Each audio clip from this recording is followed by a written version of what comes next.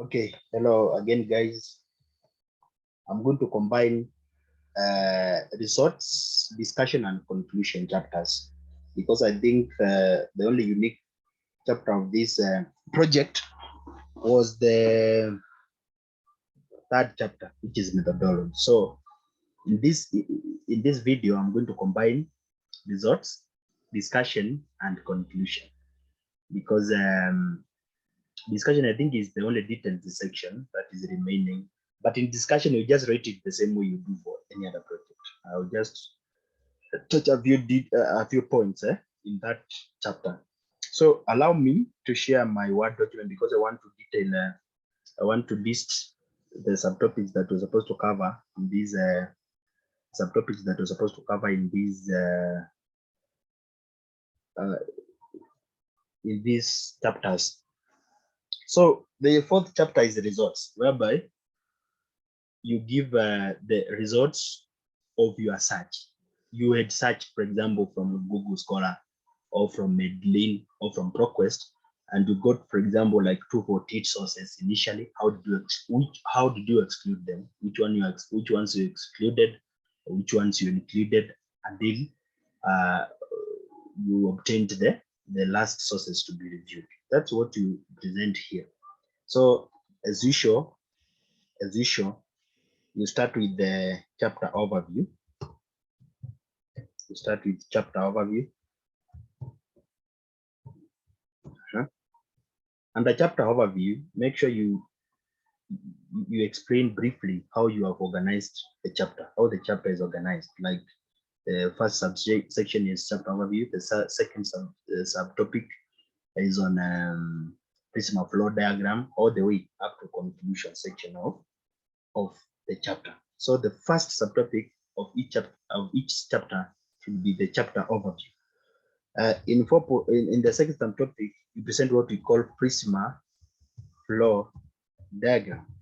This is a diagram whereby you show the number of sources that you obtained initially.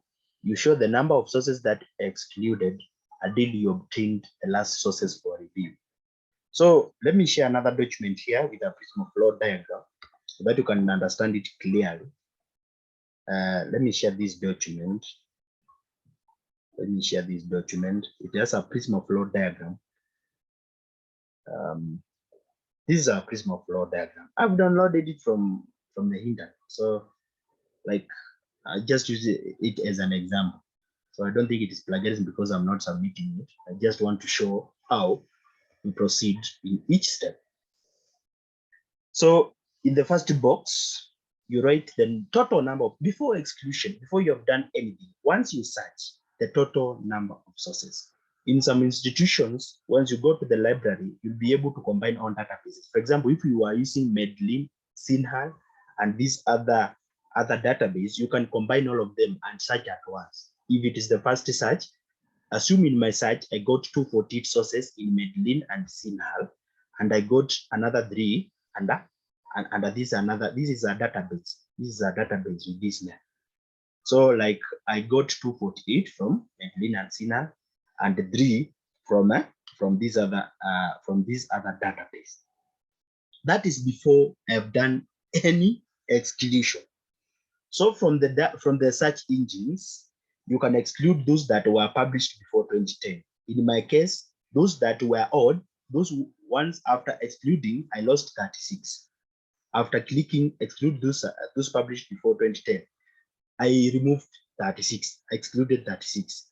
After removing those that were not peer reviewed, because in some databases you'll be allowed to click. There's a place where you can click and be able to exclude sources that are not credible, sources that are not peer reviewed, sources that are not scholarly. There is a place where you can click that.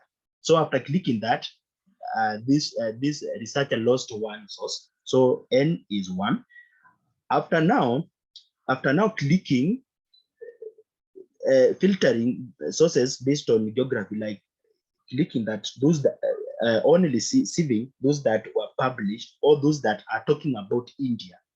After clicking that, we lost 169. 169 are sources that did not talk about India. Remember, this student is looking for sources that are more specific on India. So after clicking to specifically get those sources, he lost 169.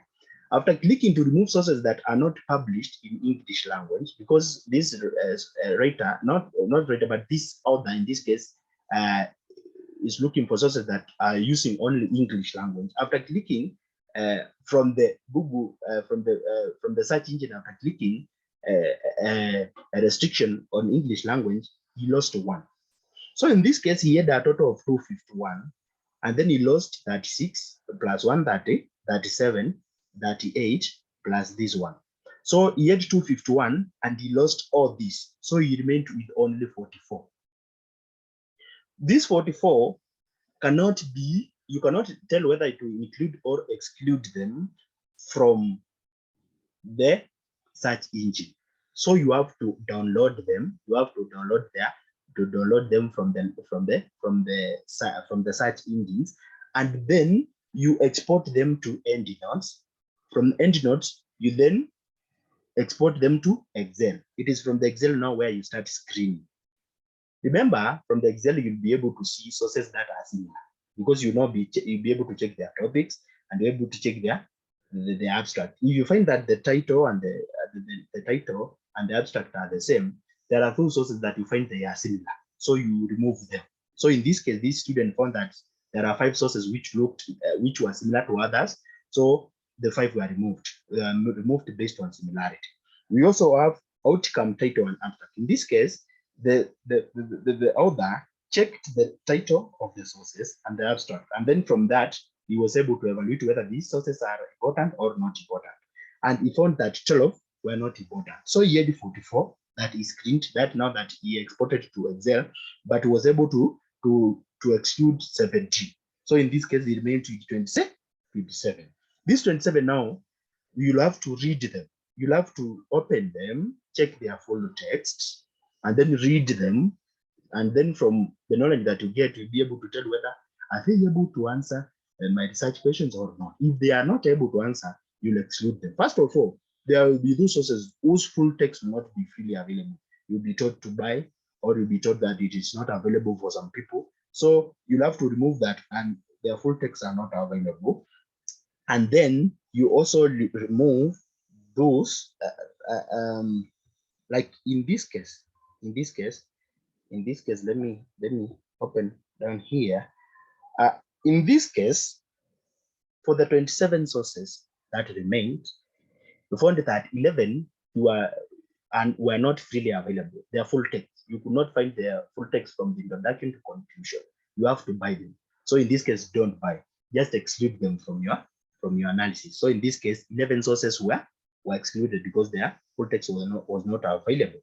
And then now the remaining sources, because we had 27, now we have 16.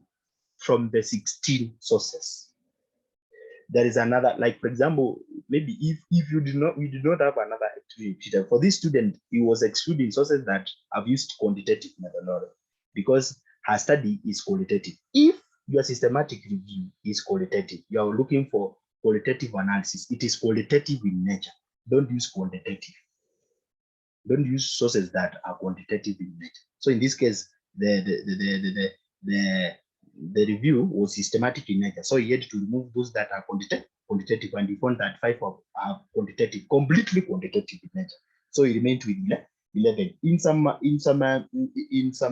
systematic reviews, you'll find that if you are doing qualitative and the sources that you have obtained have mixed methodology, for example, they have used qualitative and quantitative, you can use them, but make sure you've used qualitative part of the study. Quantitative, make sure it was quantitative, make sure you use quantitative part of the study. I think this is a concept that you get it clearly from the sample that I'm going to share. So after removing the 5, he remained with 11. Now he was able to read these 11 and extract data from the 11 sources. He read them very clearly. He read them, understood, he read severally, and then was able to extract data and use that to come up with themes and answers to the research question. This is what we call a PRISMA flow diagram. That is the second subtopic of this chapter. I think you have understood this diagram because it has to be there. There is no way you can complete the results section of the systematic review without having this document. It is not possible because you have to explain in detail how many sources you excluded for each section, why you excluded them. This diagram summarizes them.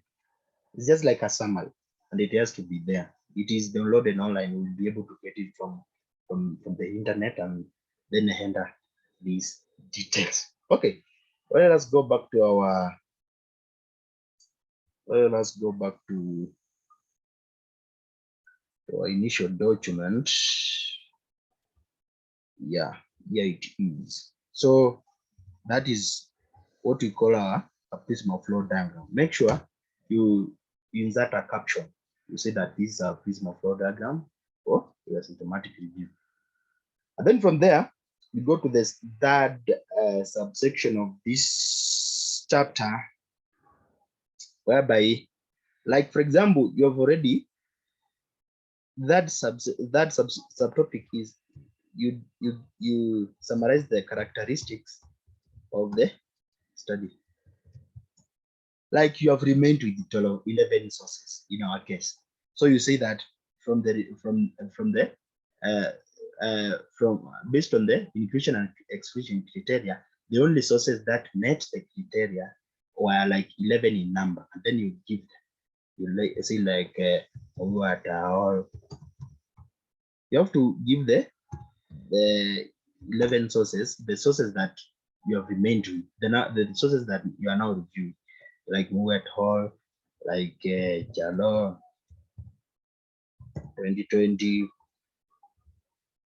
and Lay 2021, something like that. You have to now, like, remained the sources that were reviewed are 3 in number, for example, in this case, and then you put a bracket, you list them. You list them this way. You list them this way. So if it is Harvard, if it is APA, if it is MLA, make sure you follow this procedure to list them.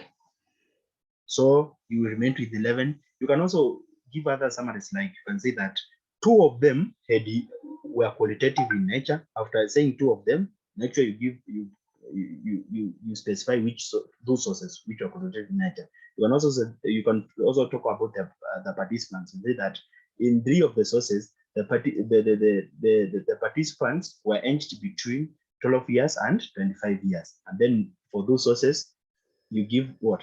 In brackets, and then you specify those sources. So you just the characteristics, general characteristics, you summarize them. You summarize now characteristics. Like, for example, you can see that 5 of the sources concluded that, and then after you provided the conclusion, you under the brackets you specify those sources. Exactly that you also do under the characteristics of the study. There are many characteristics, like you can talk about the year. You can say that the sources were published between 2010 and 2021.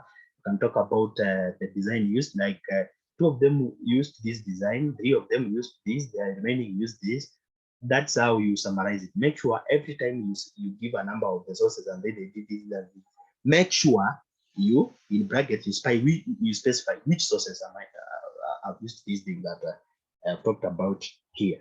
Make sure you specify that in brackets. Make sure you're very, very specific. Don't be general.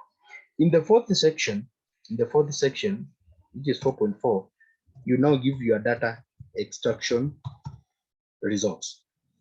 Remember, we talked about data extraction. In methodology, you explain how you are going to extract it. For example, you say, I'm going to have these headings.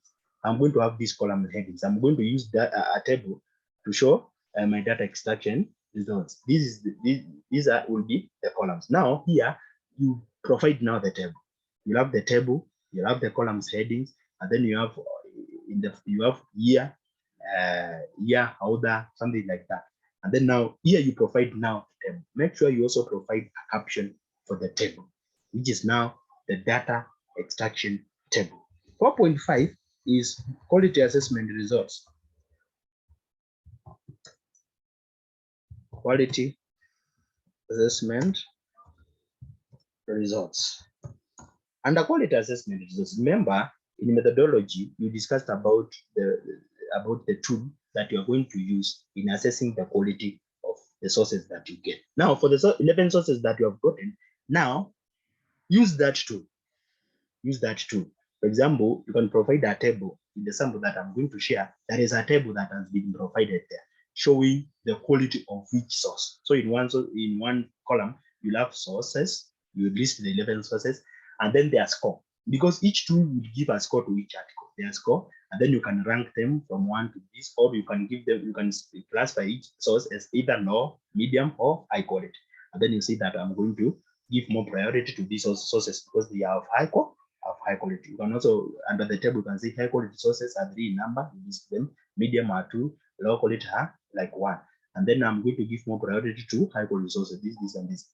That's what we do under quality assessment. I think these are the only basic point that we were supposed to discuss in that section. But in data extraction, make sure you follow the procedure that has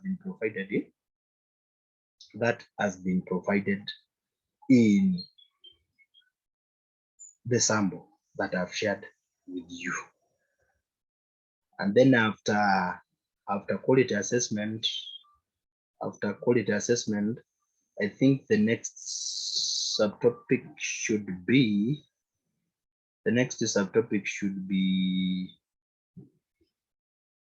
after quality assessment. Some people rate quality assessment before main results. You know, you have to summarize the results.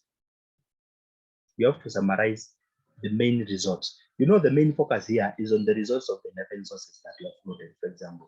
So you have to give a summary of those results. You have to summarize them. Like you have to identify the themes that are coming from the 11 sources that you have been. So you go to from here, you go to main results. Some people will discuss main results before quality assessment. So from there, you go to main results. So in the main results, you identify the themes. You can have 4.61. The theme, as in an issue that has been discussed by more than one author in the 11 sources that you have gotten. So those are themes, the common issues that are rising. You list them. You say that, for example, if you have talked about there is improvement in energy management, say that this article, for example, in my case, Moore et al. 2020 and the Charlo 2020 found that there has been an improvement in administrative management. Another thing, you can see that Moore and late 2021 have agreed that so this is a common issue. So it is something that is happening. Like you then find out the common things now under 4.6. In 4.7, you give the conclusion now.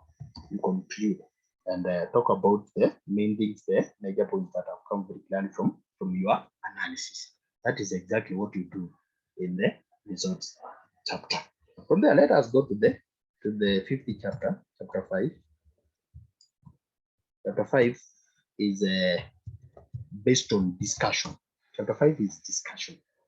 Chapter 5 is a discussion chapter.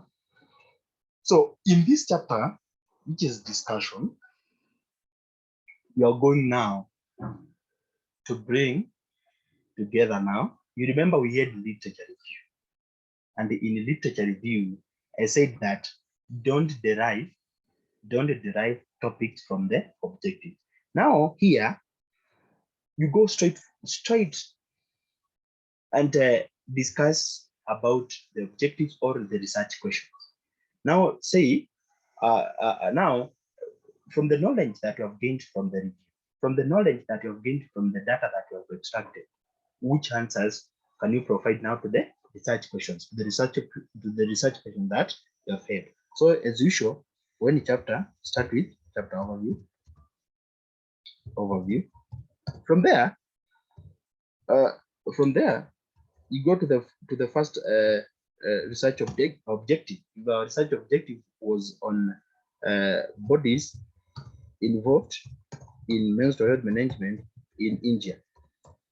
So now you are able to see that from the review, from these those sources, they have identified that the government should be involved. These those, and then you discuss. You can say that this has been supported by other sources that are not in the review. You can also say that Ministry of Health has also been identified from the 11 sources to be like these sources have talked about that. So, and then you show it as this, you critically analyze. Now, so in 5.2, 5.3, you can talk about strategies for improvement. So 5.4, you can bring to light any other main theme that is relevant in your analysis. You bring them here. You show how your 11 sources have supported that, and then you bring to light other outside sources and show whether they support that. You critically analyze, and this is what you do in the discussion section. And then in the discussion section, you also talk about contribution of the study. Yeah, you can talk about how the significance of the study in the field of knowledge, how it will help how it will help scholars, like improve knowledge in this field, something like that. Contribution of the study in the field of knowledge. And then you'll have another subtopic on policy implication of your study. And then you'll have 5.6, which is conclusion. Some people, though, like I will not advise you to use this procedure. Some people will discuss about the strengths and the weaknesses of the review. The strengths, the weaknesses, or the challenges that they are faced in writing, in doing the review. So that if you are going to focus on that topic, make sure you have put it above the contribution of the study. It is important, especially when you have a like 15,000 to 20,000 project that you are writing. Make sure you also include that. You talk about the strengths of the study, weaknesses of the study.